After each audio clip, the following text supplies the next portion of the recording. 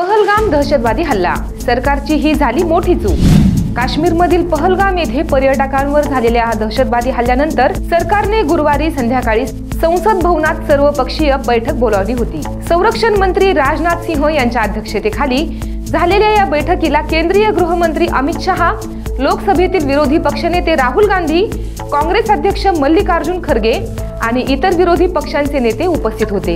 या बैठकीत विरोधी पक्षांनी हल्ला झाला त्यावेळी सुरक्षा दल CRPF कुठे होते, मदत पोहोचायला इतका उशीर का झाला, असे प्रश्न उपस्थित केले।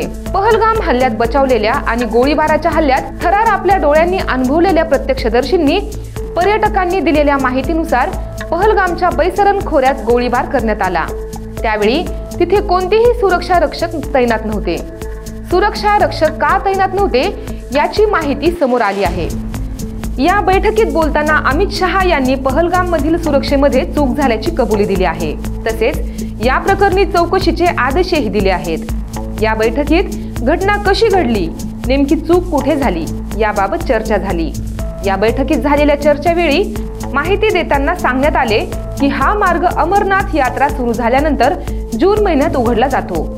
याच भागात अमरनाथ यात्रेसाठी आलेले भाविक विश्रांती घेतात, पण यावर्षी सरकारला कोणतीही माहिती न देता स्थानिक टूर ऑपरेटर्सनी या भागात पर्यटकांच्या बुकिंग जून आधीच घेण्यास सुरुवात केली होती।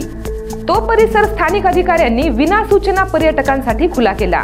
स्थानिक अधिकाऱ्यांनी पोलिसांनाही याची माहिती दिली नव्हती। 20 एप्रिल पासून तिथे पर्यटक येऊ लागले, त्यामुळेच त्या भागात सुरक्षा व्यवस्था तैनात नसल्याची माहिती मिळाली आहे। अशाच महत्त्वपूर्ण बातम्या पाहण्यासाठी पाहत रहा लोकाशा टीव्ही न्यूज चॅनल आणि आमच्या चॅनलला लाईक, सबस्क्राईब आणि शेअर करायला विसरू नका।